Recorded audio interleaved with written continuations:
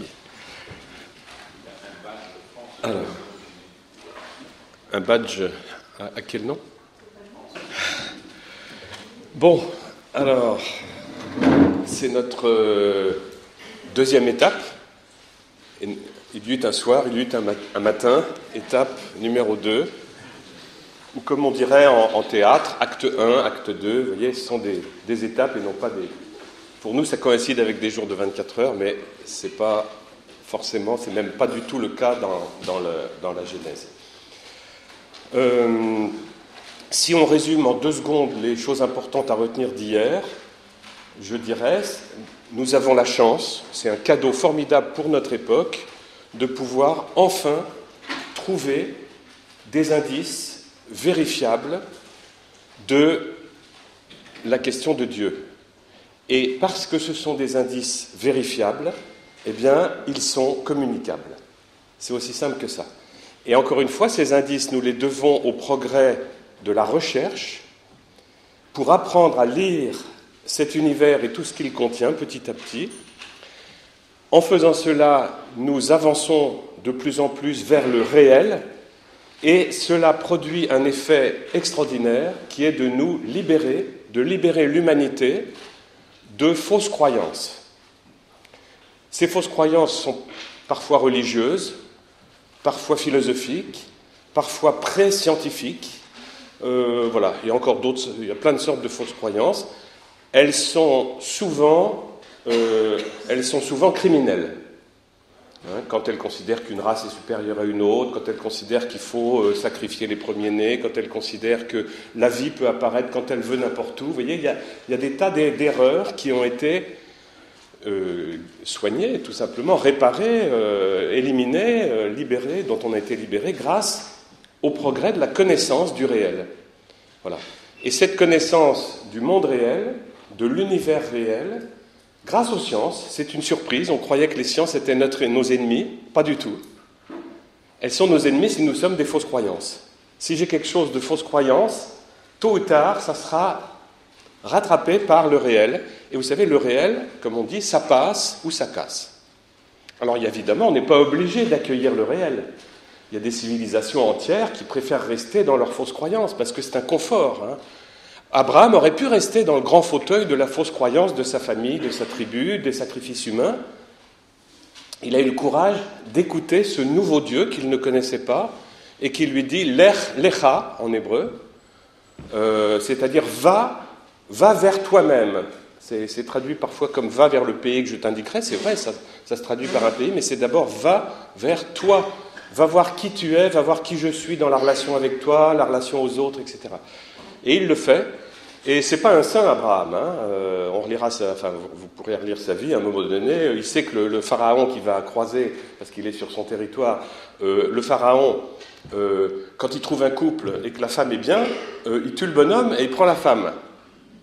C'est une méthode, j'ai essayé déjà. Bon, David a fait un peu ça, le roi David. Il ne l'a pas tué, il l'a envoyé se faire tuer. C'est beaucoup plus astucieux, ça laisse moins de traces, une sorte de crime parfait. Bon, on n'est pas là pour ça. Alors, donc, qu'est-ce qu'il fait Abraham? Il dit, c'est pas ma femme, c'est ma sœur. Donc tu peux la prendre comme tu avais prévu, mais moi tu me laisses en vie. Et c'est ce qui s'est passé. Vous voyez, donc c'est pas un bonhomme très formidable. Il a fallu du temps et des étapes, mais n'empêche, il fait un peu le parcours que chacun de nous est invité à vivre, d'aller vers soi-même, l'era, voilà. Alors, voilà, ça résume à peu près ce qu'on a dit hier. Alors, c'est pas toujours facile quand on est chrétien, quand on aime le Seigneur, quand on prie, tout ça, et quand on demande la foi dans la prière, par exemple, comme les apôtres, c'est pas toujours évident de faire ce retournement que je vous invite à faire, et de considérer que les sciences, quand même les sciences, peuvent nous aider à trouver Dieu. C'est quand même assez difficile à gober, je crois. Je pense. Alors certains m'ont dit qu'ils me remerciaient de ce que je disais hier, mais peut-être certains, c'est un peu difficile, ils voudraient y voir plus clair. Bon, la question qu'on peut se poser, c'est que pense l'Église de cette méthode, après tout? Est-ce que déjà elle en a eu vent? Qu'est-ce qu'elle pense? Bon. D'ailleurs, on pourrait faire un sondage, tenez, ça serait sympa. On fait un sondage rapide. Levez la main ceux qui pensent que les sciences qu'on même ont un peu de mal à aider à faire grandir la foi. Allez, soyons honnêtes. Bon, vous voyez, c'est sympa. Bon, écoutez, je renonce à être président cette année, parce que c'est ça. Vous êtes assez nombreux, et je comprends, vous voyez. Bon, levez la main ceux qui pensent, qui savent déjà, ou qui se sont rendus compte que les sciences peuvent nous aider à grandir la foi, qui l'ont peut-être vécu eux-mêmes. Ah oui, c'est presque 50-50. Bon, il y a ballottage. Bon. Alors, chacun continuera de penser ce qu'il veut, puisque nous sommes libres de réagir selon les indices que nous trouvons. Mais je vais peut-être vous donner quelque chose pour un indice, justement. Quand on interroge l'Église catholique romaine, celle qui est à Rome avec le pape, le Vatican, les évêques, les conciles, cette Église, dont j'ai déjà cité Saint-Augustin, mais Saint-Augustin c'est loin, on a vu, c'est vers l'an 400, que dit l'Église à ce sujet? Eh bien, vous trouverez dans Vatican I, pour vérifier, Vatican I, 1870, une petite phrase que j'ai fini par apprendre par cœur. Vous allez voir, elle est très simple. Voilà ce qu'elle dit. C'est l'Église qui parle et qui dit « Dieu, entre parenthèses, qui est principe et fin de toute chose, on parle bien de Dieu, Dieu peut être connu avec certitude, par la lumière de la raison humaine. Comment? En étudiant la création. Autrement dit, c'est exactement le programme que je viens de vous résumer, le programme des indispensables, le programme que j'ai trouvé chez Claude Tresmontant d'une certaine façon, qui dit Dieu, eh bien, vous pouvez le connaître, non pas approcher, mais avec certitude. La émouna hébreu, amen, émet, la vérité, vous voyez, dont on parlait hier. Vous pouvez trouver Dieu avec certitude par l'éclairage simple de la raison humaine, l'intelligence humaine, la raison humaine. Comment? En étudiant la création. Alors on se dit, ça c'est sympa que l'Église ait dit ça. Est-ce qu'elle le dit toujours? Parce que quand même, Vatican I c'est vieux. Eh bien rassurez-vous, à Vatican II, la phrase a été récitée, redonnée, sans rien y changer. Et vous la retrouvez aussi dans le catéchisme de l'Église catholique, plus récent encore. Vous voyez, donc, c'est la certitude de l'Église catholique romaine que Dieu peut être trouvé en étudiant la création. Or, qui étudie la création à part les sciences? C'est pas les pieds nickelés, vous voyez, c'est les sciences qui étudient la création. On peut aussi regarder la création de façon poétique, faire des chansons, on peut le faire, on peut faire de l'art, on peut tout faire. Mais étudier la création, ça porte un nom, c'est la recherche scientifique. Celle, non pas qui exploite les trouvailles, mais celle qui cherche, celle qui fabrique les lunettes pour lire le réel de la création, pour avancer vers le Créateur, comme le pensait Saint-Augustin. Vous voyez, c'est quand même étonnant, c'est inattendu. Et il précise, et cela est possible parce que Adam, l'homme et la femme, Adam a été fait à l'image de Dieu. Alors, on pourrait dire, mais pourquoi est-ce qu'ils ont dit ça? Pourquoi est-ce qu'ils ont dit ça à Vatican I, Vatican II, tout ça, dans l'Église? Eh bien, quand l'Église, dans un concile, travaille sur un sujet, c'est parce qu'il est menacé. C'est parce qu'il est dans la confusion ou mal compris. Quand Jean-Paul II sort une encyclique qui, justement, s'appelle « Foi et raison », c'est parce que, justement, il y a un problème. Alors, il faut un peu mettre les choses au point. Alors, Vatican I avait déjà fait ça. Et quel était le problème à Vatican I? Eh bien, en 1870, il y avait eu deux grands adversaires, enfin plusieurs, mais notamment deux grands adversaires dans la pensée, deux grands adversaires de la dignité de la raison humaine. Il s'appelait l'un Auguste Comte, le positivisme, on ne va pas rentrer dans les détails, et puis l'autre c'est Emmanuel Kant, avec la critique de la raison pure, tout ça, dans la préface. Ces gens-là expliquent que la raison humaine est totalement corrompue. Totalement corrompue par quoi? Par la chute du péché originel. Et comme elle est corrompue, la raison humaine, elle ne peut rien faire par elle-même. Tout ce que les hommes reçoivent, ça ne peut en aucun cas être par l'intelligence et la raison qui sont pourries, qui sont ruinées, qui sont absolument écrabouillées. Par contre, par la grâce, alors là, on reçoit tout par la grâce. Bon, d'ailleurs, on est d'accord qu'on reçoit plein de choses par la grâce, mais l'Église de Rome l'Église du Vatican, l'Église catholique romaine, dit « Si vous dites que la raison humaine ne peut rien faire par elle-même, vous n'êtes pas chez nous. Nous ne sommes pas d'accord. Nous allons absolument nous opposer à cette idée qui est anti-humaine, anti-création, anti-image de Dieu, tout ça. » Alors, d'où ça venait, l'idée de Kant ? Eh bien, l'idée de Kant, en fait, je vais vous la résumer, il le dit lui-même, il dit « J'ai été contraint, avec un petit accent allemand, j'ai été contraint d'abolir une partie du connaître, pour laisser le place à la croyance. » Vous voyez ? Je vais employer un terme grec. Pour Emmanuel Kant, il faut être un peu con pour être chrétien. Parce que c'est incompatible avec la raison. Vous voyez ? Et d'ailleurs, Kierkegaard dira à un moment donné, qui lui-même est un peu dans cette tradition, « Je crois parce que c'est absurde ». C'est une insulte au Créateur de dire une chose pareille. Lui qui nous donne tellement d'indices pour voir que justement, il n'y a rien d'absurde dans sa création, ni dans son action, ni rien, vous voyez ? Alors, d'où ça vient ? Ça remonte plus haut, ça remonte au jansénisme. Je regrette que le père en ait pas parlé, parce que finalement, en tout cas, Thérèse de Lisieux, une de ses réussites, c'est d'avoir lutté contre le jansénisme, qui non seulement est une vision de Dieu totalement absurde, mais en plus redoutable dans l'anthropologie, puisqu'elle affirme que la raison humaine ne peut rien faire. C'est comme si on avait tout lobotomisé, vous voyez ? Si on n'est pas lobotomisé, enlever une partie de la raison, il n'y a pas la place à la foi chrétienne. Alors ça venait déjà donc, de Jansénius, qui est un évêque à Ypres, là-bas dans le Pays-Bas, tout ça, Belgique, mais lui-même ne l'a pas inventé. Il est allé puis. Alors je ne sais pas s'il y a des luthériens parmi vous, non ? Bon, parce qu'il se trouve que c'est chez Luther qu'il est allé chercher ça, et qui lui-même va le chercher chez son père spirituel, qui est Gabriel Biel. Et au-dessus, il y a encore Guillaume d'Occam, voilà. Et c'est avec le nominalisme, une invention terrifiante, sur le Dieu d'Israël, insupportable. Mais bon, on ne va pas entrer dans les détails. Alors, Luther disait, cette phrase, il ne l'a pas dit une fois, c'est pas juste une citation prise hors de son contexte, il l'a répété au moins 10 ou 12 fois dans ses... Il dit, la raison humaine est la prostituée du diable. Vous avez envie de l'écouter parce que vous voulez faire l'intelligent, machin.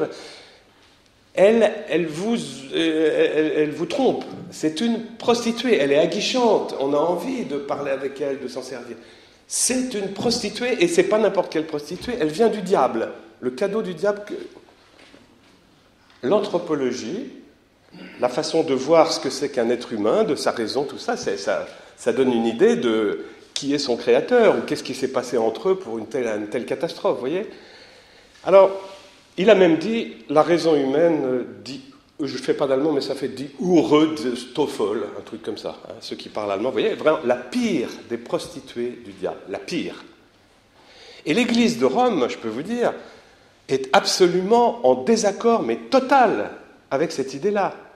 Et c'est intéressant de voir que justement, à la fin du XIXe, à Vatican I, ces deux agressions, celle du positivisme et celle de la mort de la raison, l'Église refuse et affirme, et peut-être une des seules organisations humaines qui affirme la dignité de la raison humaine. Vous voyez ? Il faut que ce soit une religion qui affirme ça, c'est quand même étonnant. Pourquoi ? Eh bien parce que justement, dans sa représentation du monde, dont on parlait hier, dans son paradigme, dans sa représentation de l'homme, l'Église romaine est allée puiser pour transmettre le message génétique, finalement, de la Bible et des évangiles. Et dans la Bible et les évangiles, nulle part il y a marqué que la raison est une prostituée et qu'elle est entièrement corrompue, entièrement détruite. Donc l'Église ne peut pas laisser faire ça. C'est ce que font les conciles. Les conciles, chaque fois, étudient dans le message originel, à la source, ou à l'origine ADN, c'est-à-dire dans la Bible des Juifs et dans le Nouveau Testament chrétien, si tel sujet correspond ou si c'est une invention totale. Alors, l'Église de Rome dit, nous aussi, nous connaissons l'expression peccatum originale. Nous la connaissons, comme vous, les luthériens, comme vous, les jansénistes et les calvinistes, nous la connaissons. Mais nous ne l'interprétons pas de la même façon. Vous interprétez que la raison humaine est détruite en punition, en conséquence de la faute originelle, totalement détruite. Nous ne sommes tout simplement pas d'accord du tout avec vous.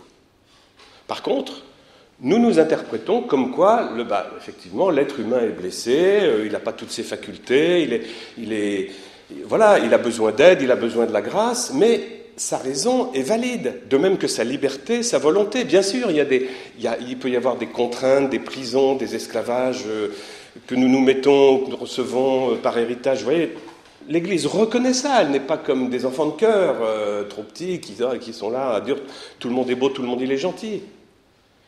Mais l'Église dit, en tout cas, la raison humaine, elle a sa dignité et elle fonctionne. Et c'est pour ça que Dieu peut s'adresser à des prophètes, peut s'adresser à un peuple, peut ensuite s'adresser à tous les êtres humains, hommes et femmes, Adam tout entier, etc. Voyez, parce que quand il parle, Dieu, on peut comprendre ce qu'il dit. Et que ça lui plaît de se rendre compréhensible. Contrairement à ce que croient les autres qui disent on ne comprend rien de ce que Dieu peut nous dire, nous sommes trop petits, trop nuls, trop corrompus, trop prostitués, vous voyez. C'est grave cette vision de l'homme, et je peux vous dire, elle est omniprésente, elle est omniprésente. Mais c'est un peu ça d'ailleurs que nos ados, sans le savoir, refusent. Ils refusent ça. Ils ont raison. Simplement, ce n'était pas la peine de quitter le christianisme. S'ils avaient travaillé, ils auraient pu trouver ce que disait justement le christianisme par les conciles et les papes et tout ça. Vous voyez ? C'est juste ça, voilà. Alors, voilà, on ne va pas s'étendre plus là-dessus. Donc la dignité est maintenue de la raison humaine, et c'est pour ça que l'Église donc dit nous pouvons, avec notre raison humaine, et rien que cet éclairage-là, étudier la création et trouver le Créateur, l'auteur de cette création. Vous voyez, ça va très loin parce que l'air de rien, ça nous dit la chose suivante, c'est que si nous étions sur une île déserte, avec juste des appareils peut-être pour travailler, sans connaître aucun prêtre, aucune religieuse, aucun religieux, aucun baptisé, aucun diacre, enfin rien de tout ce qui fait la religion catholique, enfin c'est pas tout ce qui fait, mais des modes de vie de la religion catholique, même si nous ne connaissions rien de tout ça, si nous avons les moyens d'étudier la création, nous trouverons Dieu de toute façon. Alors tant mieux si en plus on est aidé par des sœurs, par des frères, par des pères, tant mieux, ça nous aide. Mais n'empêche que même si ça y était pas, alors l'Église ne dit pas nous connaissons des gens qui l'ont fait. Elle ne précise pas. Vous avez vu, la phrase est simple, elle est courte. Elle dit simplement c'est possible. C'est une chose possible et c'est une chose qu'on pourrait voir un jour presque. Et d'ailleurs, on va réaliser en faisant cette enquête que oui, il y a quelqu'un, un homme justement, j'en parlais hier déjà, qui est arrivé à ce point-là. C'est Aristote. Et le mot que je cherchais, c'est démiurge. Démiurge. Il ne dit pas il y a un Dieu, parce qu'il y a tout un débat à son époque là-dessus. Il dit il y a un organisateur, en grec, démiurge. Et cet organisateur, il dit moi je ne peux pas le connaître plus, mais je suis certain qu'il y est. C'est ce que dit l'Église. Vous voyez, Aristote, bien avant le christianisme, bien avant les conciles, finalement, est un de ces hommes qui trouve Dieu, qui trouve un créateur, un organisateur, sans être aidé par ni la Bible, ni des prêtres, ni rien de tout ça. Vous voyez. Mais simplement, il dit maintenant, si ce créateur, si cet organisateur entrait en contact avec moi, oui, je pourrais le connaître, mais là, ce n'est pas le cas. Bon, c'est tout. Mais vous voyez, il a quand même fait le parcours. Bon. Après, je ne sais pas s'il y en a d'autres, enfin bon, peu importe. Alors, donc vous voyez, c'est quand même ça une grande raison d'espérance, parce que ça veut dire que, voilà, moi, je suis plus à me demander si je suis un peu orgueilleux de faire cette enquête-là, de parler d'indices, si je suis pas un peu crâneur, prétentieux, vous voyez. Je me dis, je fais ce que l'Église me demande de faire depuis 1870, et que déjà elle pratiquait avant, puisqu'on a vu, Saint-Augustin l'a fait, il y a eu aussi François de Sales, en fait. Je vais participer bientôt à un colloque qui est retardé à cause du Covid, mais sur François de Sales, et j'ai vu des textes incroyables où il parle de la raison capable de trouver Dieu. Vous voyez, c'est formidable, un allié en plus. Mais déjà Saint Paul le disait et l'enseignait, et déjà nos frères hébreux eux-mêmes le disent dans le livre, je crois, de la sagesse, j'ai plus la référence, mais ils disent, ils sont idiots, ceux qui, voyant la création, se disent qu'il n'y a pas de créateur, ou que c'est le hasard, ou que, vous voyez, enfin, bon. C'est intéressant de voir que, voilà, il y a une vraie lignée scripturaire Première Alliance, Nouvelle Alliance, qui fait ce travail-là et qui a confiance dans la dignité de la raison. Bon. Pourtant, il y a eu quand même Galilée. Oui, alors justement, ça c'est la pensée de l'Église. C'est la pensée des conciles que je viens de dire. Maintenant, tout le monde n'est pas obligé de suivre ce que disent les conciles ou ce que disent le Nouveau Testament. Et avec l'affaire Galilée, Jean-Paul II, qui a fait un travail sur cette affaire, dit « Eh oui, ce sont les évêques du temps de Galilée qui ont mal interprété. Donc c'est eux les fautifs. Mais ce n'est pas les conciles, là, c'est les 3 ou 4 qui étaient choisis, etc. » Vous voyez, donc, mais vous voyez, à chaque fois, on va pouvoir trouver effectivement peut-être des objections. C'est vrai que l'Église n'est pas toujours fidèle à ce qu'elle dit elle-même. La preuve, ce qu'on a vu hier avec la commission. Il y a l'Église qui dit faut être pur et saint et tout, puis il y en a qui, à l'intérieur, font le contraire. Moi le premier. Enfin, vous voyez, donc voilà. Ok, est-ce qu'il y a d'autres remarques ou on avance? Oui.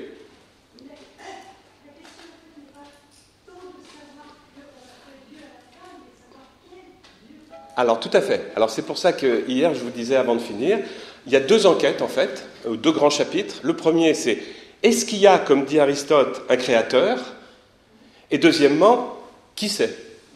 Bon, alors c'est justement ça qu'on va pile maintenant aborder. Merci pour la transition. Alors, vous voyez, alors je vous disais que depuis l'Antiquité, il y a toujours eu, et je ne parle pour le moment quasiment que de l'Antiquité, mais on va élargir un peu. Alors, en Grèce, 500 ans à peu près avant Jésus-Christ, il y a un type qui se lève et qui dit « Je vais vous expliquer le monde », comme je vous disais hier. Bon, là, il s'appelle Parménide, et c'est un philosophe, il est grec, et lui nous dit « Il a une idée, il a une réflexion extrêmement intelligente, raisonnable, rationnelle, intelligente, et qui va nous aider à, chacun de nous, à mieux percevoir, à mieux comprendre les grands courants de la pensée philosophique et religieuse. » Alors là, vous dites, oh là, il y en a pour au moins 5 heures. Non, je vous rassure, vous allez voir, c'est beaucoup plus facile à lire et simple que ce qu'on imagine. Et ça commence grâce à Parménide, qui, dans un premier temps, fait sa recherche en tant que philosophe. Il se dit, et un jour, il va dire aux autres, je vais monter sur la chaise un peu comme Parménide, et il va dire, écoutez-moi, j'ai compris une chose que vous allez pouvoir constater par vous-même. Quand on considère le monde dans lequel nous vivons, eh bien, je pense qu'autrefois, jamais il n'y a eu de néant absolu.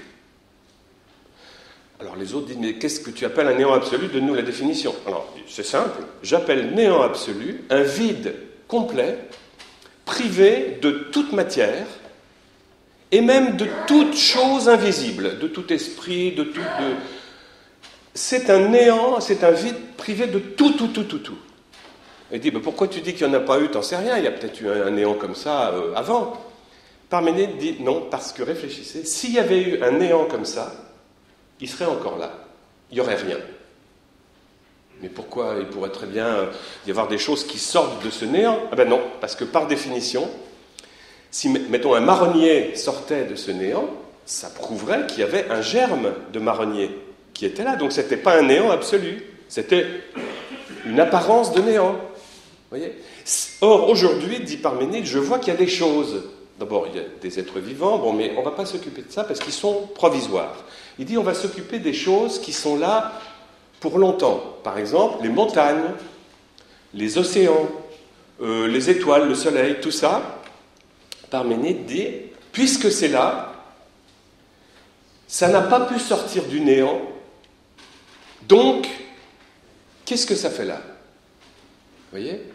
Et Parménide dit, moi je suis absolument athée, parce qu'il vit en Grèce, il y a plein de dieux, tout ça, ça l'énerve un peu, il trouve ça un peu enfantin, nul.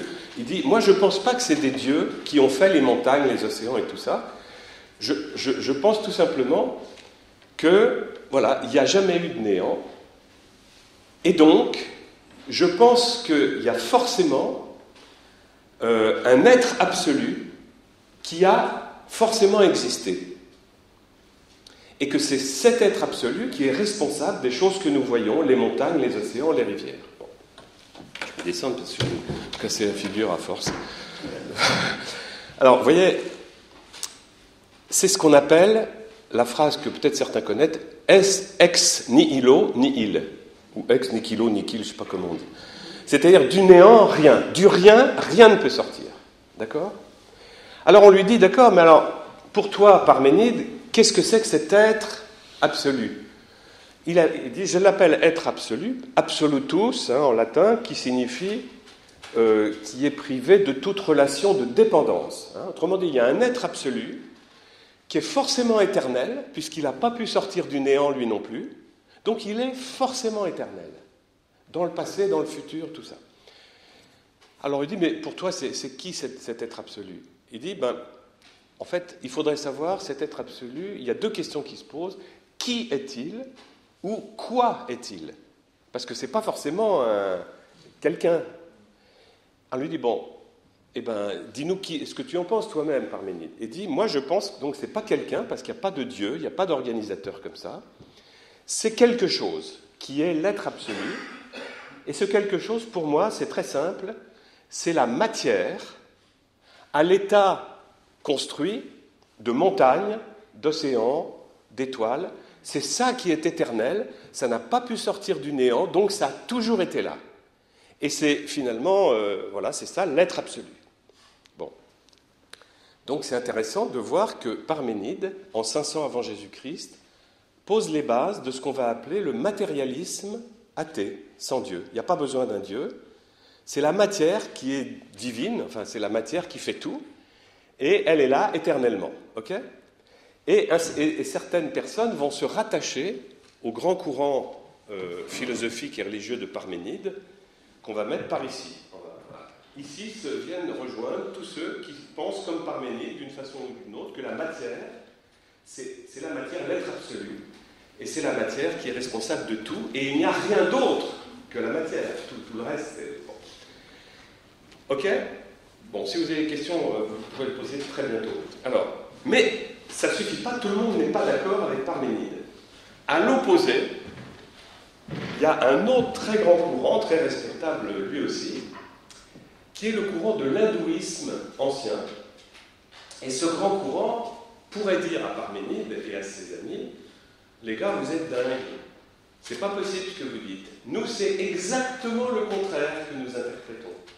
Nous pensons au contraire que la matière, c'est pas ce qu'il y a de mieux, c'est pas l'être absolu éternel, c'est ce qu'il y a de plus nul au monde. Carrément, vous voyez ? C'est ce qu'il y a de plus nul. C'est, dans le meilleur des cas, c'est une illusion. Et dans le pire des cas, c'est le principe du mal. Voilà. Et ce grand courant s'appelle, on l'appelle, par exemple, l'idéalisme, le courant idéaliste, ou on peut l'appeler aussi spiritualiste, si on veut. Bon. Et dans ce grand courant, qui s'oppose à l'idée que la matière est l'essentiel, l'être absolu, ce grand courant dit non, c'est un ou plusieurs dieux qui sont l'être absolu. Et nous sommes d'accord avec toi, Parménide, qu'il n'y a jamais eu de néant. Il y avait toujours ces dieux-là. Ils ont toujours été là. Bon. Mais souvent, ils sont plusieurs, etc. Dans ce grand courant idéaliste, c'est devenu une sorte de famille de pensée philosophique et religieuse. Et dans ce grand courant, on va trouver bien sûr le bouddhisme, qui vient de l'hindouisme ancien. On va trouver l'orphisme, qui est un lieu de passage qui va servir à Platon. Par exemple, on trouve Platon et le platonisme. Platon qui pourtant est grec, il se rattache à cette pensée-là, qui ressemble plus à une religion, mais dont eux-mêmes disent que c'est pas une religion, c'est une philosophie. Bref. Et Platon a une idée de l'homme et de la femme qui est vraiment inspirée de l'orphisme et de l'hindouisme. Et après Platon, on va trouver le néo-platonisme, on va trouver tout ce courant-là, on va même trouver Descartes, puisque Descartes, malgré son apparence de rationalité, est totalement platonicien. Et donc totalement dans une construction. Il pense que les êtres humains et les animaux sont des machines. Notre corps est une machine, et sur cette machine, Dieu a mis une âme. Vous voyez ? Mais il est complètement le corps machine, et il s'inspire des premiers, pas des premiers, mais des automates qu'on voyait. Vous voyez une jeune femme automate qui joue du violon, il dit, vous voyez, si on soulève les jupes, on voit tous les rouages. Ben, les hommes, c'est pareil, sauf qu'on ne voit pas les rouages, mais nous sommes des machines. Vous voyez ? Une vision anthropologique, une vision d'homme, absolument fausse. Comme on le verra, d'ailleurs, pas dire trop vite. On va voir. Vous voyez ? Et puis, à la suite de Spinoza, Descartes, qui sont des descendants de Platon et du néoplatonisme, on va trouver ce qu'on appelle les grands maîtres de l'idéalisme allemand, alors Fichte, Schelling, Schopenhauer, Hegel, qui sont exactement dans la pensée de l'hindouisme. D'ailleurs, ils découvrent les Upanishads, les Vedanta qui sont traduits en allemand, dont ils étaient tous dans une école à Tübingen pour devenir pasteurs protestants. Alors déjà, ils découvrent le monde de Luther, qui n'est pas un cadeau à découvrir, je vais vous le raconter. Alors heureusement, ils peuvent lire en bibliothèque les Upanishads et les Vedanta. Ça leur parle plus, c'est exotique, et ils changent de camp. Ils vont devenir des grands adversaires du christianisme, l'air de rien, avec des gnoses manichéennes, des trucs comme ça. Donc vous voyez, deux grands géants, en désaccord total sur un sujet, finalement, sur d'autres, mais sur un sujet, la matière. Pour les matérialistes, la matière, c'est l'être absolu, c'est le divin. Pour les idéalistes, la matière, c'est le pire. C'est une machine, c'est une illusion, puisque, vous vous rappelez, quand on meurt, on retourne se plonger dans le grand tout divin, dans le bouddhisme, voilà. Ou chez Platon, enfin on parlera de Platon tout à l'heure. Donc, deux opposés, et pour le moment, on n'a pas encore trouvé nos amis hébreux, ni Aristote d'ailleurs. Où sont-ils? Parce qu'il n'y a pas d'autres courants, en fait.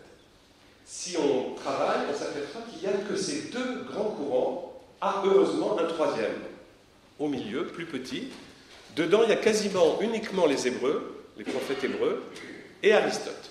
Ils sont quasiment dans le même bateau, dans des bateaux proches. On va le voir. Sur la matière, que dit Aristote? Il dit, la matière, mes pauvres amis, vous vous plantez complètement, parce que la matière en tant que telle, ça n'existe pas. C'est un concept.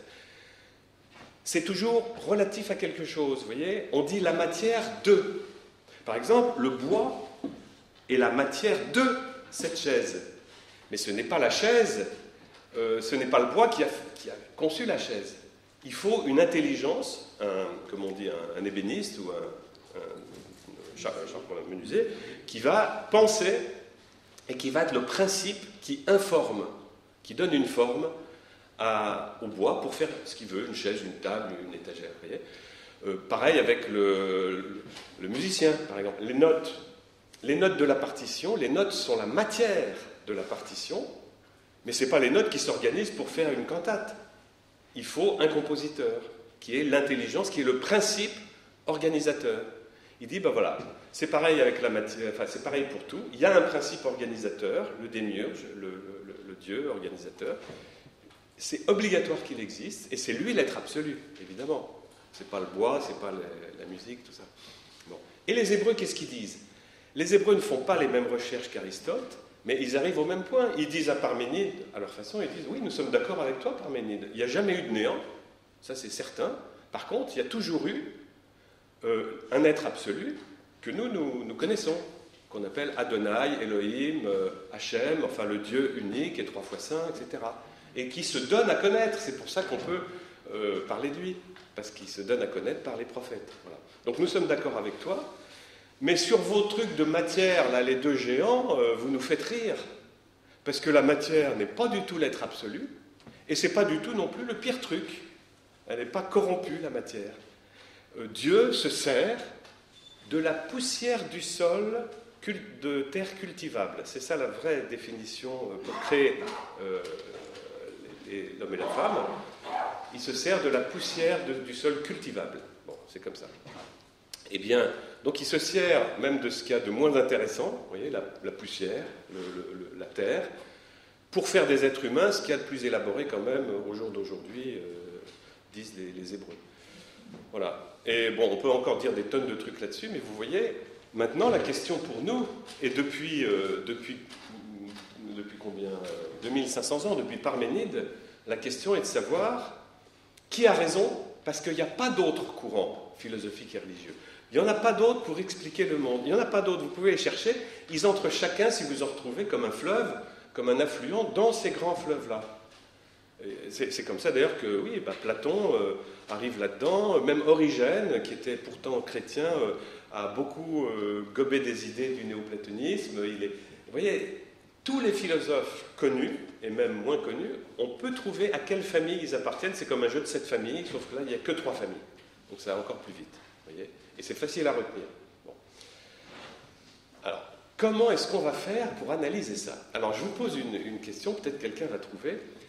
Là, l'idée de... Vous avez vu que Parménide, il a 2 idées. Donc, l'idée du néant, rien ne peut sortir. Et puis l'autre idée, il dit, moi, c'est les montagnes, c'est les océans qui sont l'être absolu, la matière à l'état construit. Est-ce que vous voyez, ou est-ce que vous trouvez par vous-même une objection, quelque chose qu'on pourrait dire à Parménide pour lui prouver avec certitude que son système est faux? Le deuxième, celui où il dit c'est la matière. La première question, elle est juste. Mais voilà. Est-ce que vous voyez, c'est pas très difficile. Je reprends, il nous dit, ce sont les océans et les montagnes qui sont éternelles. Qu'est-ce que vous dites de ça, connaissant quelque chose sur le monde? Alors, c'est de l'idolâtrie, comment? Levez le doigt, parce que sinon... Ça change. Mais pourquoi, en quoi la science se contredit? Oui. L'érosion. L'érosion, pas mal, on approche, mais c'est pas encore ça. La théorie du volcanisme. Le volcanisme, oui, mais qu'est-ce que vous voulez dire? Oui. Ce dont vous parlez, ce sont des choses mortes. Et en fait, il y a la vie qui est apparue. Oui, mais là, pour le moment, la vie, je vous dis, on en parlait, mais il dit c'est provisoire. Nous, on regarde ce qui peut être éternel. La vie, apparemment, moi, je ne suis pas éternel, vous voyez. Bon. Donc, mais c'est pas là l'objection, on peut en trouver. Mais... L'énergie. Oui, eh bien. C'est ce qui provoque. Vous allez voir, quand je vais le dire, vous allez regretter. C'est tellement facile. La tectonique des flammes, par exemple. Oui, ça nous montre qu'il y a des choses qui bougent, effectivement, mais ça ne nous dit pas si c'est éternel ou pas, vous voyez. L'assèchement des mers. Oui, l'assèchement, comment? Des montagnes qui ont disparu. Des montagnes qui ont disparu, oui, mais encore plus facile que ça. Notre planète, sur laquelle il y a ces montagnes et ces océans, est-elle éternelle, oui ou non? Si notre planète Terre n'est pas éternelle, comment voulez-vous que les choses qui sont dessus soient éternelles? C'est ça, c'est vraiment simple, vous voyez. Si notre planète, on avait pu vérifier par la recherche qu'elle est éternelle, ça aurait pu arriver. Là, on pourrait dire, tiens, Parménide pourrait avoir raison. Les montagnes, les océans pourraient être là, même avec l'érosion, même avec la tectonique des plaques, l'énergie, vous voyez, ils pourraient. Mais ce n'est pas le cas. Notre planète, quel âge elle a? 4 milliards et des poussières, un peu plus jeune que le Soleil, qui a 4 milliards et demi. Avant cette date, il y a 4,5 milliards d'années, notre planète, où elle était? Elle n'existait pas. Elle n'était pas, il y avait déjà des poussières qui allaient la faire, mais n'empêche qu'en tant que planète, il ne pouvait rien se passer dessus, ce n'était pas une planète, vous voyez. Et le Soleil, pareil. Et les autres planètes, et les autres galaxies, et tout pareil. Tout pareil, on en parlera sans doute demain ou après-demain. Il y a une loi qui s'appelle l'entropie, qui constate que notre Soleil va s'éteindre bientôt, dans quelques années. Mais 4 milliards et demi, ça va. Mais comment est-ce que nous le savons? C'est pas en disant, tiens, c'est pas une théorie, il faut comprendre, il y a des choses... Moi, les théories, les hypothèses, je ne peux pas m'en servir. Je ne peux me servir pour cette enquête que des choses confirmées et, comme je vous disais hier, irréversibles. Si ce n'est pas irréversible, ça ne sert à rien de s'appuyer dessus, on va finir par tomber de la chaise, vous voyez. Mais parce que c'est irréversible, nous savons avec certitude que la planète Terre n'est pas éternelle, elle a eu un commencement, elle aura une fin, et donc tout ce qui est dessus a forcément eu un commencement, et donc n'est pas éternel. Et donc Parménide s'est absolument planté en disant ce qu'il a dit, mais il n'avait aucun moyen de le savoir, hein. C'est ce que je vous disais, on pouvait dire des trucs pendant longtemps, hein, c'est récent. Hein, c'est grâce à la radioactivité qu'on a pu découvrir ça, on essaye d'améliorer l'âge de la Terre, Marie Curie est pour quelque chose, vous voyez, bon, c'est quand même intéressant. Et vous voyez, on a des réfutations qui ne sont pas religieuses. C'est pas parce qu'on n'aime pas Parménide et parce qu'il est athée qu'on va aller l'embêter. C'est tout simplement, mon cher Parménide, vous êtes complètement planté. Alors normalement, l'athéisme de Parménide, le matérialisme de Parménide est mort. Alors, ils sont pas bêtes, les gars, là, dans ce club-là, parce qu'ils ont trouvé une astuce. Ils ont une super astuce, puisque la matière à l'état construit n'est pas possible, montagne, je veux dire, puisque tout n'existait pas avant, ils disent, ah oui, mais nous, on n'est pas tout à fait comme Parménide.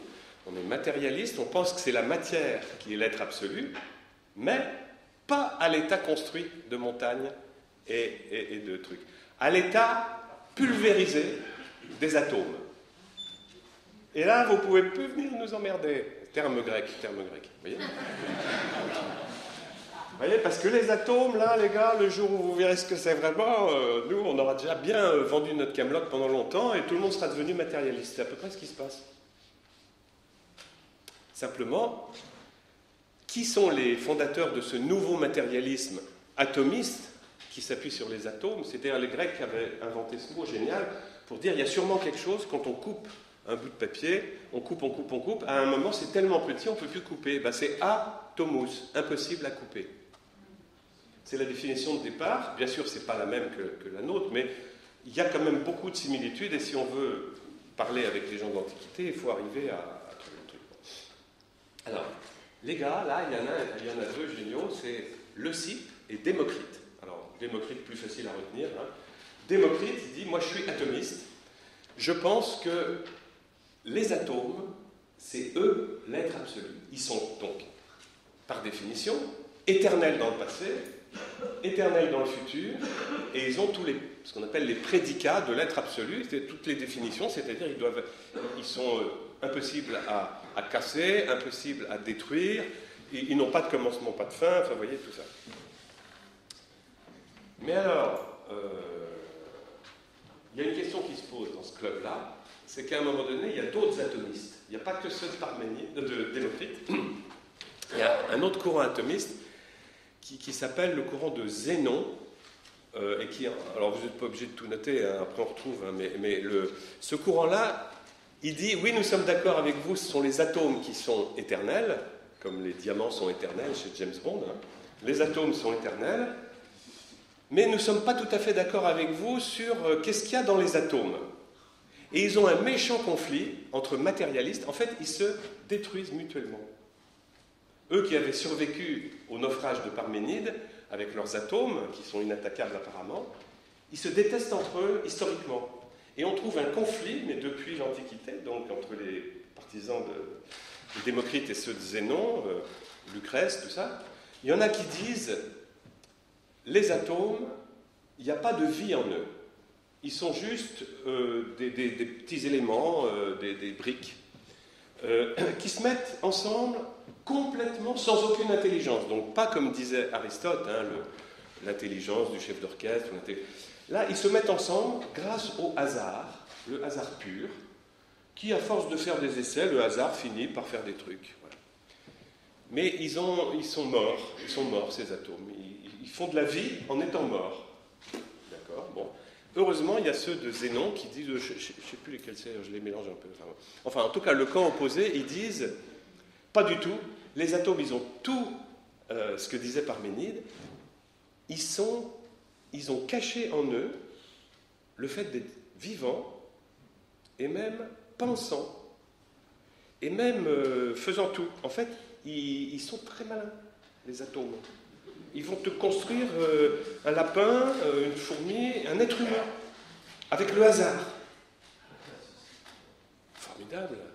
Et les autres disent, mais non, si vous croyez ça, vous n'êtes pas du tout des atomistes athées, vous êtes animistes, parce que vous mettez de la vie et de la pensée cachée, mais qui sort un jour, dans les atomes, et donc dans tout, y compris la crotte de bique. Vous voyez ? Alors, vous voyez le méchant conflit. Et donc, ils s'annulent un peu entre eux, mais comme on ne le sait pas, et comme ils le taisent à l'extérieur, ben, on croit que les gens sont voilà, athées, c'est vachement sérieux d'être athée, c'est un peu mieux que les... Bon. Mais il faudrait demander à nos amis athées, t'es dans quel camp Parménide ou Démocrite ou Zénon? Parce que c'est pas tout à fait pareil. En général, personne ne connaît ça. Enfin, pourtant si, ceux qui font de la philo, ils connaissent, mais vous voyez, ça met...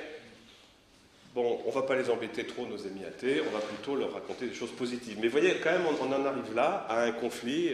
Alors, de l'autre côté, vous faites signe si vous en avez marre de ce sujet, on change de sujet, mais de l'autre côté, les idéalistes, dans lesquels il y a Platon notamment.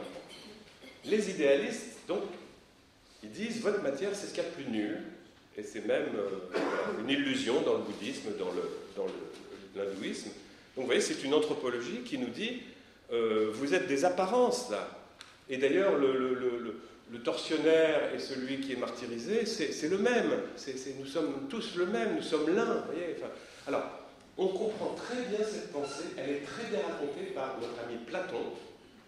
Alors, je tiens à préciser, Platon, on est d'accord, c'est un super grand génie, un super grand philosophe, le plus grand de tous d'après la fresque de Raphaël, au-dessus d'Aristote, de tout le monde. Bon, donc là, on a posé ça, maintenant on va pouvoir parler de points précis et vérifiables.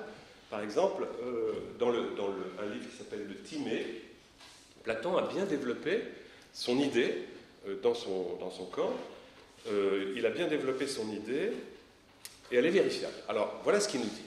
Il dit à ses élèves, dont fait partie Aristote au début. Il a fondé une académie, Platon, il a des élèves, ils sont tous des hommes d'ailleurs, et puis il y a Aristote dans le paquet. Et on apprend qu'Aristote va rester 20 ans à l'école de Platon. Bon. Et Platon explique ceci, je vous le résume un peu. Vous voyez, au départ, il y a un Dieu unique que j'appelle l'un. Je n'ai pas dit Alain, hein, c'est dit l'un. UN. Bon. Ce Dieu unique, il ne va pas rester seul, parce que tout le problème de l'univers, c'est de passer de l'unité à la multiplicité, qui est le bazar. Bon. Alors que l'unité, c'est bien. Mais bon, le Dieu, de lui va sortir un deuxième Dieu. Émané. Alors, émaner, c'est comme un feu, vous voyez, c'est un terme technique pour dire du feu émane de la chaleur et de la lumière, sans que le feu le sache. La bougie, pareil, vous voyez, mais ça sort.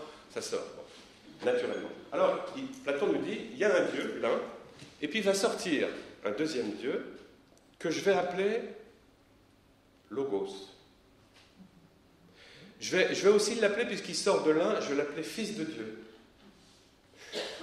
Ça sent le roussi. On est en l'an 400, là. On est bien avant le christianisme. Il ne connaît pas du tout la Bible des Hébreux. Et voilà comment il voit les choses. Et malheureusement, les pères chrétiens vont presque tous être passés par l'école philosophique de Platon. Et cette idée d'un premier Dieu, puis d'un deuxième Dieu, ça va apporter une grosse confusion. Et c'est là qu'on voit toutes les gnoses et toutes les hérésies. Comme dit Tertullien ou comme dit saint Irénée de Lyon dans les premiers siècles, je m'afflige de ce que Platon soit devenu le pourvoyeur, le vendeur de toutes les hérésies et de toutes les gnoses, vous voyez, parce que ça ressemble. Et en même temps, ce n'est pas une trinité qu'il est en train de décrire, même si après, il nous dit qu'il y a un troisième Dieu, que j'appelle l'âme du monde, qui pourrait très bien ressembler à notre Esprit Saint, vous voyez. Il faut en tenir compte si on ne veut pas rester comme des enfants. Il faut tenir compte de ça, parce que ça a compté énormément. Bon. Et alors, Platon nous dit, mais c'est pas tout. Après ces trois dieux, qui ne sont pas une trinité, hein, c'est pas un seul dieu en trois personnes, c'est trois dieux, c'est un polythéisme manifeste et revendiqué, vous voyez, il n'y a même pas d'interprétation. Là. Alors, il dit, après, il y a un autre divin, un autre dieu qui sort encore, et là, c'est nous, c'est les êtres humains. Ah. Donc nous sommes divins, c'est exactement ce que pense l'hindouisme, hein, et l'orphisme, et Platon. Bon. Mais ces êtres humains, dans le paradis du Dieu de Platon, lumière, chaleur, bonheur, tout ça, ils sont sans matière, donc ils sont sans corps.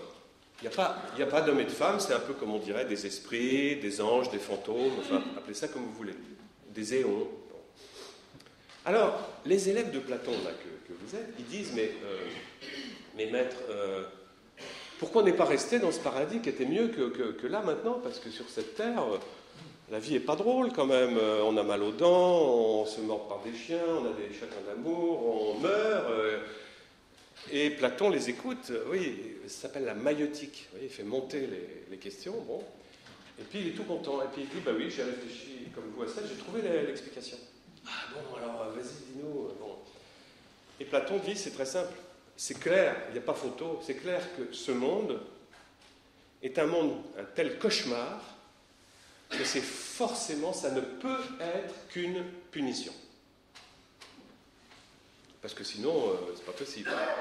Parce que pour que nous soyons passés du bonheur, du paradis du Dieu de Platon à ce monde de cauchemar, c'est qu'on a dû commettre plusieurs fautes, plus ou moins grandes, je ne sais pas, et à un moment donné, on s'est fait jeter, on s'est fait virer de l'hôtel. Hein. On a fait une chute tellement grande, un peu comme à l'Aqua Boulevard, vous savez, une chute tellement grande, tellement longue, qu'on a oublié notre condition divine. Et en plus, quand on arrive sur Terre, on n'arrive pas tel qu'on était, on tombe dans une bouée, hein, si on emploie la métaphore de l'Aqua Boulevard, on tombe dans une bouée de matière qui est le prénom, la personne que je vais devoir être tout au long d'une vie. Vous comprenez ? Au départ, ils n'ont pas de matière, ils sont ni hommes ni femmes, là, pof, ils tombent, et il y en a un qui va s'appeler Bruno. Ah, c'est ma fête aujourd'hui, vous voyez, des trucs comme ça. C'est le seul jour bien donné, c'est un cauchemar.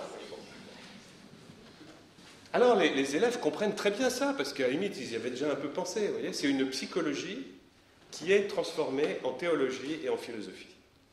Voilà. Alors, c'est pas fini, parce qu'après les élèves disent, mais maître, pourquoi à ce moment-là? Oui, et alors, alors qu'est-ce qui se passe à la fin de la vie? Parce qu'on aimerait bien retourner dans ce paradis du Dieu de Platon. Ah bah oui, votre seule chance, c'est de mourir quand vous mourrez, c'est de pouvoir y retourner, mais je vous rassure, vous serez pas vous-même. Vous-même, ça n'existe pas, c'est une apparence. Vous voyez, la matière dans laquelle je suis tombé, c'est une apparence, et d'ailleurs, c'est une prison. C'est une prison. Vous êtes prisonnier de votre corps matière et vous ne pouvez pas en sortir. Vous êtes d'accord? Et Descartes va encore amplifier ça, et il y a un philosophe janséniste monstrueux qui s'appelle Malebranche, qui dit, oui, mais nous voyons ça nous aussi, en tant que chrétiens, notre Dieu a fait ça, il nous a punis, et on se demande pourquoi il nous donne un corps qui nous retarde, etc. Détestation du corps, détestation de tout, c'est ce qu'on trouve, c'est la typique du jansénisme, du littérianisme de l'époque. Alors, les élèves de Platon lui disent, mais maître, d'ailleurs, si j'ai bien compris, donc à la fin de notre vie, notre âme, qui est notre corps spirituel, hein, divin, remonte et va se fondre dans le paradis du Dieu de Platon. Platon dit oui, à condition que vous n'ayez pas fait trop de bêtises et que vous ne soyez pas trop attaché à la matière. Parce que si vous aimez trop les petits fours, ou pas, des trucs comme ça, ça va vous alourdir. Alors, un bon jour après pour essayer de remonter. Et vous allez faire un truc, je peux vous le dire, tenez-vous bien, parce que vous avez des chances de retomber dans un nouveau corps. Pour une nouvelle vie, les mecs. Et estimez-vous heureux si vous tombez dans des corps masculins. Alors, les autres disent, ah oui, d'ailleurs, on voulait vous demander pourquoi il y a des femmes, finalement, parce que les bébés ne sont pas neufs. Il n'y a rien de neuf chez un bébé, c'est une ancienne âme qui a déjà fait un cycle, qui n'a pas pu remonter, plouf, il retombe. Et il naît comme un bébé au début, on ne peut pas naître autrement comme un bébé. Bon. Donc il n'y a rien de neuf chez les bébés, donc on n'a pas vraiment besoin des femmes, de tout ça. Enfin, alors Platon dit, oui, vous n'avez pas bien écouté ce que je vous ai dit. Peut-être vous non plus. Bon. Je vais mettre des notes maintenant. Alors, il dit, je vous ai dit que nous avons fait une faute lambda, ou plusieurs, et donc notre punition c'est d'être dans un corps masculin. Bon. Mais ceux qui tombent dans un corps féminin, vraiment ceux-là ils l'ont cherché. Je vous jure, je n'invente rien. Bon, plutôt, non, ne me croyez pas, vérifiez-le. Il dit parce que ceux qui, quand même, il faut vraiment chercher les ennuis de tomber dans un corps féminin.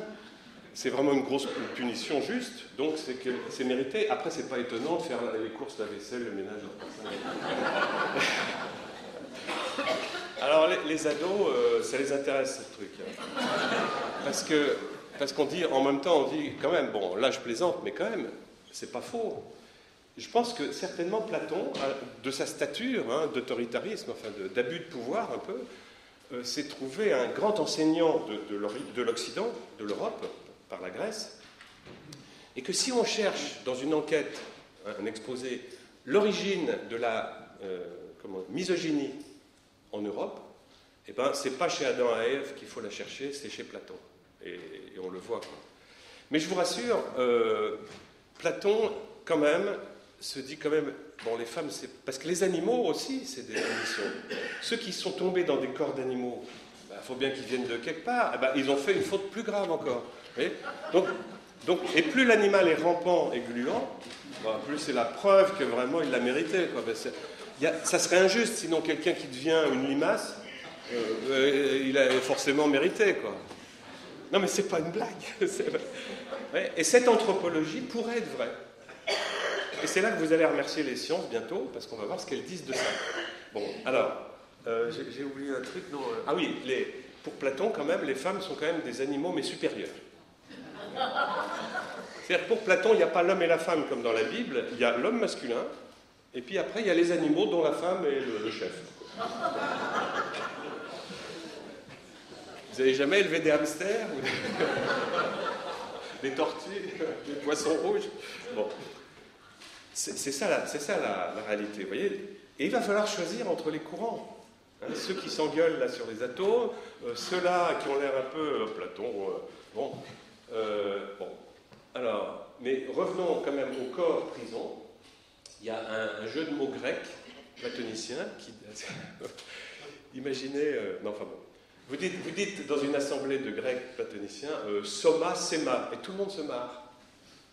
Pourquoi? Parce que soma, c'est l'organisme, c'est le corps, hein, la matière, et sema, c'est la prison, c'est la geôle. Alors, soma, sema, c'est un jeu de mots, vous voyez, ça ressemble. Donc, ils se rappellent comme ça. Mais c'était monstrueux parce qu'ils ont dit que donc, les dieux envoyaient les êtres humains sur Terre comme des âmes spirituelles, des hommes spirituels prisonniers dans la matière pour la durée de leur vie. Mais ils disent ils sont prisonniers comme le sont nos prisonniers étrusques. Alors ceux qui ont une âme sensible, bouchez-vous les oreilles, je vais l'expliquer aux autres. Les prisonniers étrusques, les amis, c'est monstrueux. Vous faites une guerre contre les Grecs, vous êtes étrusques. Non, vous êtes étrusques et vous prenez des prisonniers. Vous les attachez à des cadavres, sans rien leur faire d'autre. Et les mecs vont pourrir pendant des semaines à cause de la putréfaction du cadavre qui est attaché à l'homme. Et bien il dit c'est pareil pour nous.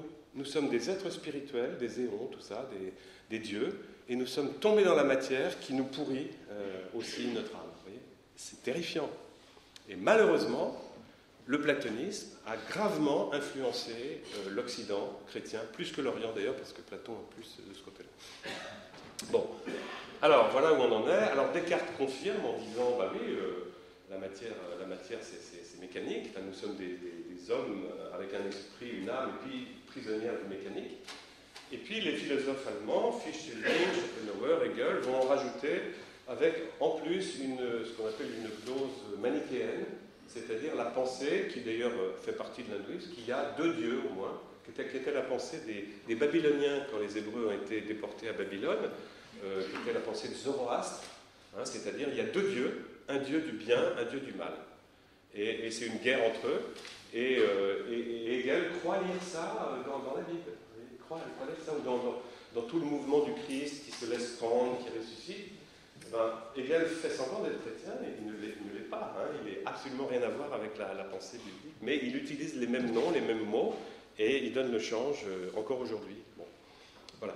Alors, là-dessus, est-ce qu'il y a des remarques ou des questions sur ces courants? J'ai peut-être pas dit tout ce que je voulais, mais bon, quand même, non, ça va, on continue. Bon, alors, maintenant, on a trois familles de pensée, philosophiques ou religieuses, tous les deux. Laquelle choisissons-nous? Bon. Et est-ce qu'on choisit juste comme choisissait notre famille, notre tribu, nos ancêtres, ou est-ce qu'on va choisir par nous-mêmes, avec notre liberté, avec des indices? Bon. Il faut d'abord voir si c'est parmi ces trois pensées, s'il y en a une qui a des chances d'être vraie, et voir à quel endroit les autres sont fausses, comme on vient de faire pour Parménide. On a vu, grâce au progrès des sciences et la connaissance du réel, que la pensée de Parménide était fausse, impossible. Bon, voyons les autres. Tiens, par exemple, là, chez eux, ils nous disent les atomes sont éternels, après ils ne sont pas d'accord sur ce qu'il y a dedans. Qu'est-ce qu'on peut répondre à ça? Est-ce que vous avez des éléments, des indices pour répondre à ça? Qu'est-ce que nous savons en 2021 sur les atomes? Alors on peut les casser, c'est vrai, ça fait même... Que la matière, c'est l'énergie, l'énergie de la matière. C'est vrai, mais Mais la question n'est pas directement sur les atomes, mais sur l'éternité des atomes. Est-ce que nous savons si les atomes peuvent être éternels, ou est-ce que nous savons avec certitude, par exemple, qu'ils ne le sont pas? Oui, mais comment nous le savons? Alors, ok, on approche. En fait, c'est pas la physique quantique, mais nous savons maintenant que... Oui, alors, est-ce que vous savez... en fait, nous savons quand... Nous savons, nos scientifiques savent et nous le disent, quand ont commencé les premiers atomes de l'histoire de notre univers, le seul que nous pouvons étudier.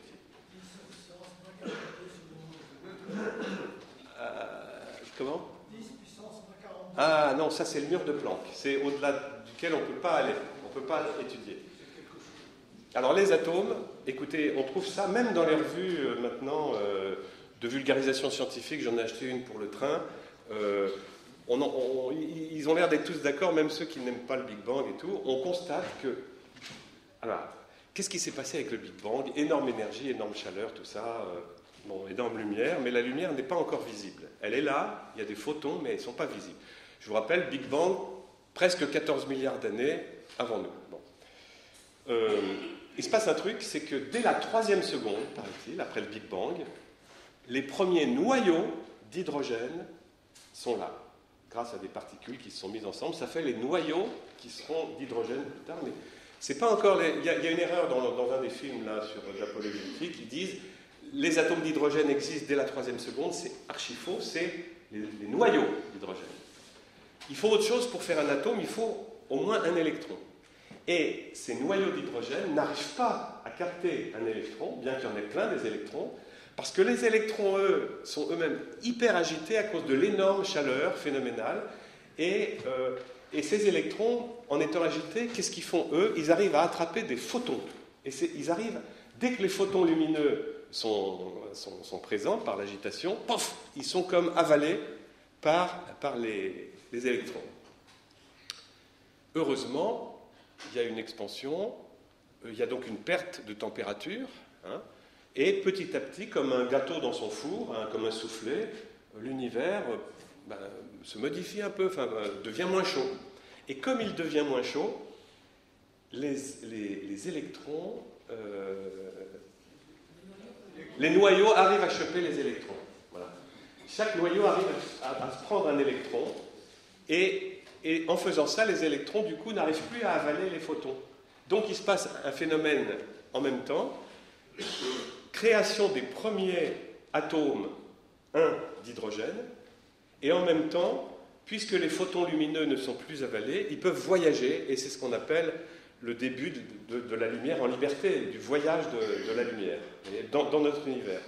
Et cette période dont je vous parle, c'est elle qu'on appelle le fond diffus cosmologique, et elle se situe, d'après nos chercheurs, exactement 380 000 ans après le Big Bang. Vous voyez, c'est le refroidissement du four, et ce phénomène de lumière et ce phénomène de création des premiers atomes est connu maintenant avec certitude. Voilà. Et donc, qu'est-ce que nous apprenons avec ça? Au-delà, vous n'êtes pas obligé de vous rappeler de toute l'histoire, mais qu'est-ce qu'on constate? C'est que les atomes d'hydrogène, avant ça, n'existaient pas. Et aucun autre atome n'existait. Il y avait des particules, il y avait de la chaleur, de la lumière, mais il n'y avait pas d'atomes. Voyez, tous les autres atomes sont on va dire, des descendants des atomes d'hydrogène combinés de certaines façons. Et on voit la table de Mendeleïev que vous connaissez. Bon. Eh bien, c'est précieux pour notre enquête. Oui, nous savons avec certitude que les atomes n'ont pas toujours existé. Ils ne sont pas éternels, et les deux adversaires-là s'effondrent, leur pensée s'effondre sur le champ. Ah, ils peuvent avoir raison sur d'autres trucs, mettons, mais ils ont tout fondé là-dessus, sur le fait que les atomes sont l'être absolu de Parménide et sont éternels. Or, ils ne le sont pas. Il n'y a même pas de discussion. Incroyable. Et ce qui est intéressant de voir en même temps, c'est que les premiers atomes sont aussi les plus simples, puisque c'est un seul électron, un seul proton, et puis après, les autres vont être de plus en plus complexes. Et nous découvrons là, pour peut-être la première fois, une des grandes lois de la création, ou une loi que Dieu s'est donnée lui-même, le Créateur, ou qu'il a voulu, enfin on ne sait pas pour quelle raison, mais on constate que tout dans cette création, cet univers, tout est toujours fait par étapes. Et les Hébreux l'ont compris quand ils nous disent « il y eut un soir, il y eut un matin », etc. Et ce sont quasiment les seuls qui ont compris ça. Et même les chrétiens, à un moment donné, avaient une aubaine, il y a 150 ans, à l'époque de Darwin, pour dire, vous voyez, c'est ce qu'on dit avec les Juifs depuis longtemps, tout se fait par étapes.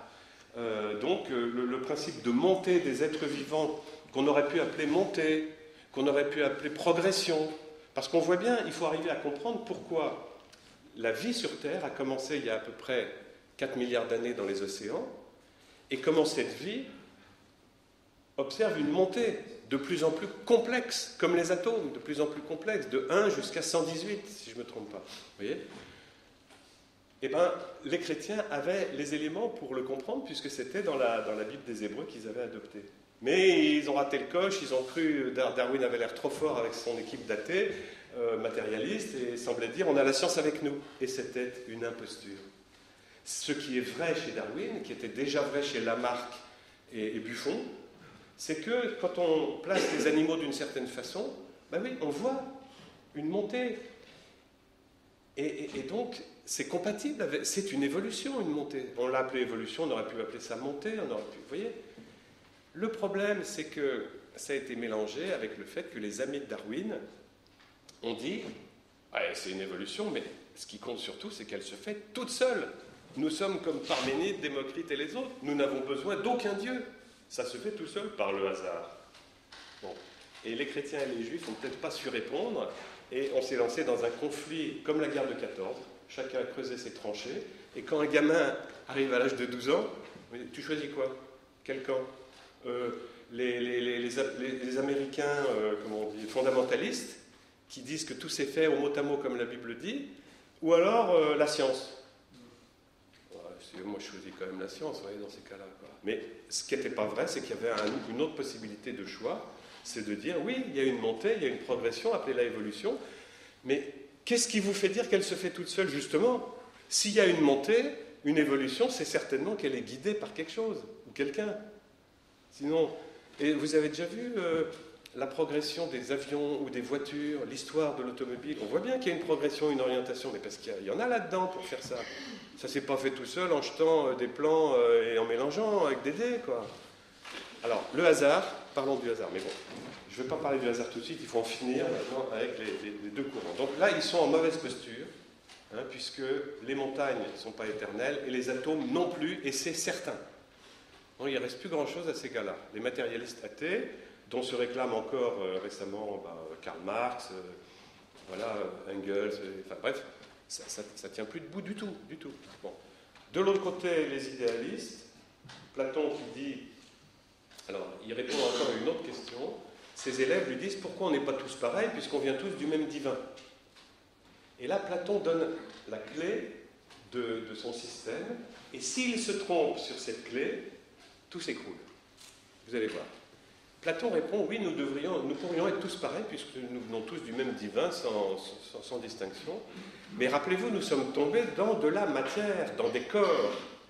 Et ce qui nous différencie, déjà hommes et femmes, mais aussi entre hommes ou entre femmes et tout, si nous sommes différents, c'est parce que nous sommes tombés dans des matières différentes. Ah, les mecs disent, ah ouais, ça c'est imparable, oui, c'est vrai. On n'est pas du tout pareil, donc nos matières doivent être différentes. Bon. Je vous pose encore la question, qu'est-ce que vous donneriez comme objection à ça ?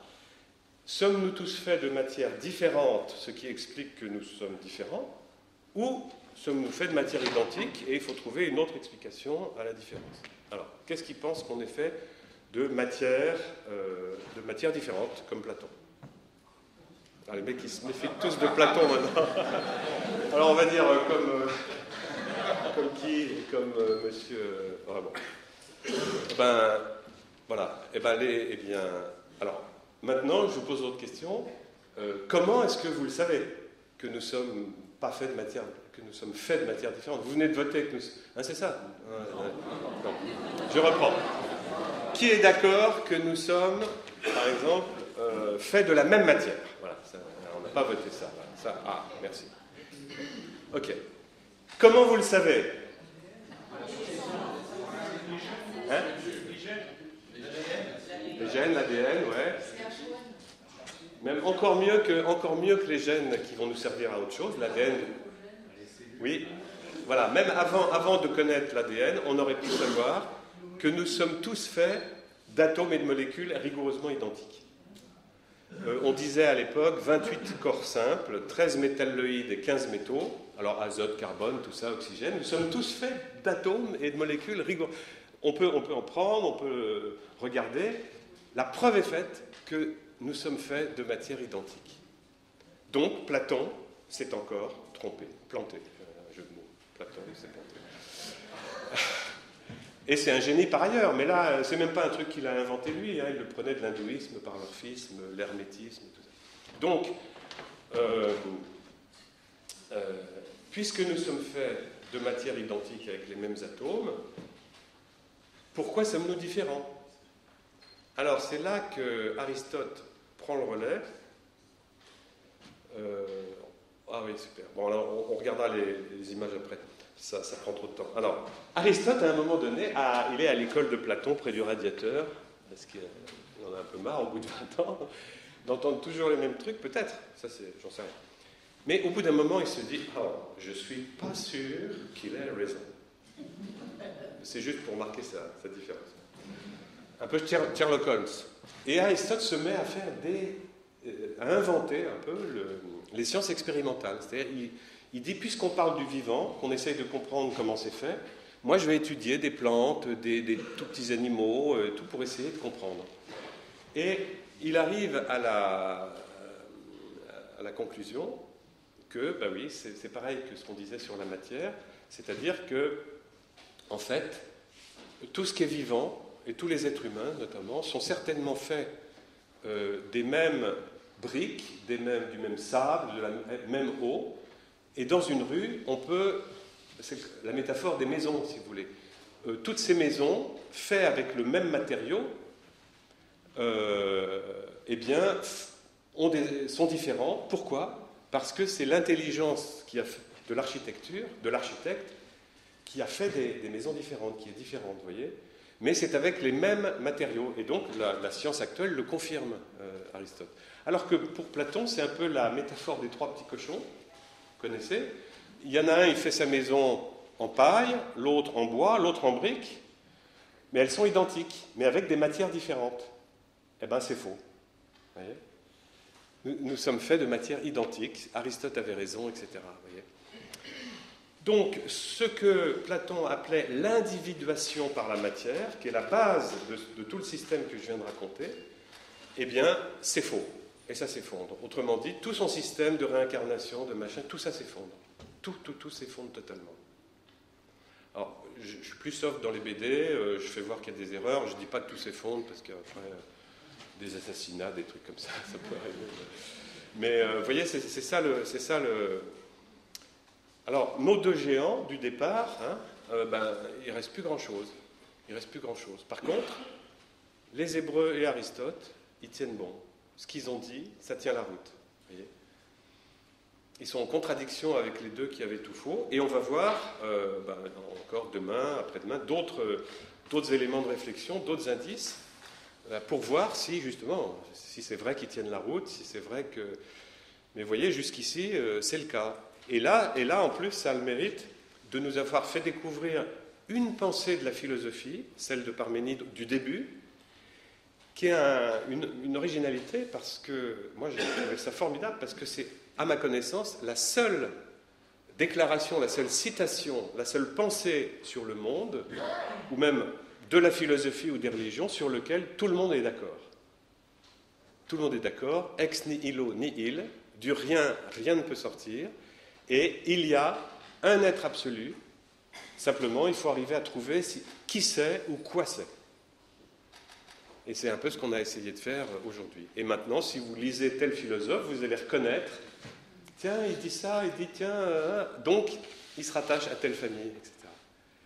Et c'est là qu'on voit aussi que les Hébreux, qui pourtant, eux, n'ont aucune prétention, ils ne montent pas trop sur des chaises pour se faire entendre, bon, à part les prophètes qui sont chargés de dire des trucs, Mais les Hébreux, finalement, sont comme Monsieur Jourdain, comme on dit. Ils ont fait de la philosophie sans le savoir. Ils ont pris des positions philosophiques plus fortes que le plus grand philosophe Platon. Ils ont pris des positions même ontologiques sur la doctrine de l'être. Hein, c'est pour ça que j'ai appelé un titre à des bouquins L'être et le néant sont dans un bateau, parce que c'est vraiment ça la question, quoi. Et ils ont pris aussi des choix théologiques, enfin très forts aussi, toujours, et toujours originaux, et c'est pour ça que les autres les détestent en général. Mais ce qui est extraordinaire, c'est que au XXIe siècle, si on les confronte au réel, eh bien leur pensée tient la route. Et c'est quasiment la seule avec celle d'Aristote, mais pas surtout, parce qu'Aristote s'est trompé sur sa physique, bon, sur d'autres choses, on ne va pas lui en vouloir. Lui, il a quasiment prédit l'ADN.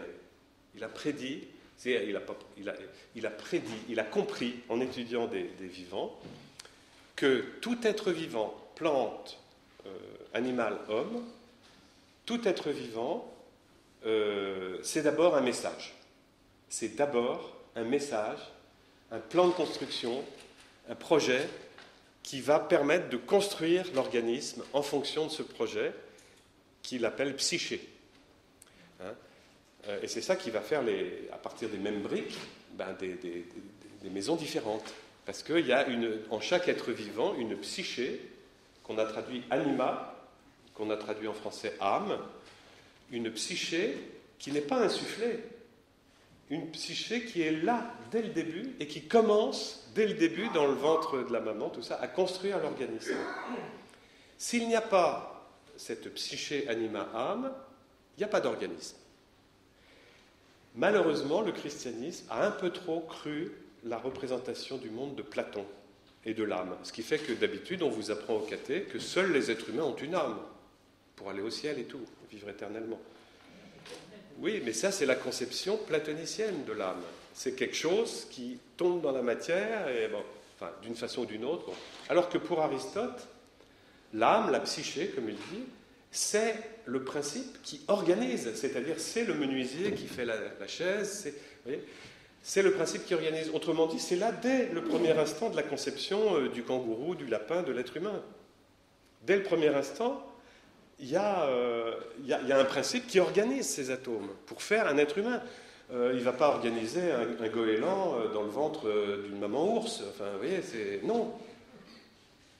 Alors, il y a des enfants en 6e, ils me disent « Monsieur, pour me mettre en difficulté, « Ouais, monsieur, on a réfléchi, qu'est-ce qui est premier, c'est l'œuf ou la poule ?» La première fois, je ne m'y attendais pas parce qu'ils étaient en 6e. Et je lui ai dit « Attendez, on va réfléchir un peu, mais tiens, mais... » Écoutez, il me semble que ce qui est premier, c'est ni l'œuf, ni la poule. Ce qui est premier, c'est le message. C'est le message inscrit dans l'ADN, comme dans un livre, et qui décrit comment sera l'être vivant que cette psyché est chargée d'organiser. Et tout est marqué dès le premier instant dans le livre ADN, le message génétique. Tout est marqué. On nous dit, si on veut voir le sexe d'un bébé lion, il faut attendre 2 mois, après on le voit à l'échographie. Bon, d'accord. Mais il suffirait de prendre une cellule du bébé lion dans le ventre de sa maman, le lionceau, une cellule, vous le donnez à séquencer par un gars qui sait lire l'ADN, on commence à le savoir maintenant, et vous lui dites, à ton avis, c'est quel animal ? Il ne va pas tarder à trouver qu'il appartient à toute la famille des vertébrés, parce qu'il a toutes les archives pour fabriquer un vertébré. Puisque le lion est vertébré. Nous aussi, d'ailleurs. Bon. Après, il y a toutes les archives pour fabriquer un reptile. Parce que, de fait, nous appartenons à cette famille-là aussi. Après, nous avons toutes les informations pour fabriquer, comment ça s'appelle après, un mammifère. Bon, là, c'est plus facile à avaler, puisqu'on le sait, nous sommes des mammifères. Voyez ? Et ensuite, tout pour faire des grands primates. Et ensuite, ce que nous sommes seuls à avoir, tout ce qu'il faut pour faire un sapiens sapiens. Mais c'est marqué. Tout ça sont dans mes archives, avec la couleur de mes yeux, de mes cheveux, de ma peau, tout ça. Groupe sanguin, tout le bazar, tout est marqué, sinon on n'existerait pas. Et parfois, il y a une erreur. On en parlait avec un ami là-bas. Parfois, il y a des erreurs de copie, donc c'est pour ça qu'il y a des mutations. C'est souvent des pertes. Les enfants de Tchernobyl qui ont eu des mutations à cause du rayonnement nucléaire, Ben, en général, il leur manque un bras, une jambe, un morceau de cerveau, mais on n'a pas trouvé Superman dans le tas. Vous voyez, c'est rare. Pour que ça fasse un plus, une information positive, en général, il faut une intelligence derrière. C'est fini ou je raconte juste un exemple? Alors, juste un exemple. Attends, après. Les téléphones, au début, vous savez, on faisait souvent des pocket calls. Moi, un jour, avec mes premiers téléphones portables, je reçois un texto de ma femme. Pense à prendre le pain, s'il te plaît. Bon. Ah non, pardon, je me trompe complètement. C'est pas ça le gag. Non. Je recommence. Je reçois un message de ma femme. ZZZZZZ888888. Je me dis, elle a l'air énervée. Bon, je rentre à la maison, je lui dis, t'as vu, c'est marrant, tu m'as envoyé un truc. Ah, fais voir, non, moi je t'ai rien envoyé. Ben si, regarde. Ah oui, ça vient de... Ah, ben je sais, c'est dans mon sac, ma clé qui a tapé sur le machin. Bon, très bien. Ah, d'accord. Bon. Le lendemain, c'est là le lendemain, je reçois un nouveau message. Pense à prendre le pain, s'il te plaît. Ah, dis, tiens, c'est vrai, pas mal. Bon. Je rentre à la maison le soir, elle me dit, ben t'as pas le pain? Ben, pourquoi j'aurais le pain? Ben, je t'ai envoyé un message, pense à prendre le pain, tu l'as reçu ou pas? Ben oui, je l'ai reçu. Ben, pourquoi t'as pas pris le pain? Ben, je pensais que c'était ton sac. Dans les deux cas, il y a un message. Analysons le truc. Dans un cas, il contient de l'information, il a forcément une intelligence à l'origine. Dans le deuxième cas, ou le précédent, il ne contient pas d'information, ça, les clés peuvent le faire dans le sac. Le hasard est capable de faire un message sans information, il ne fait que ça.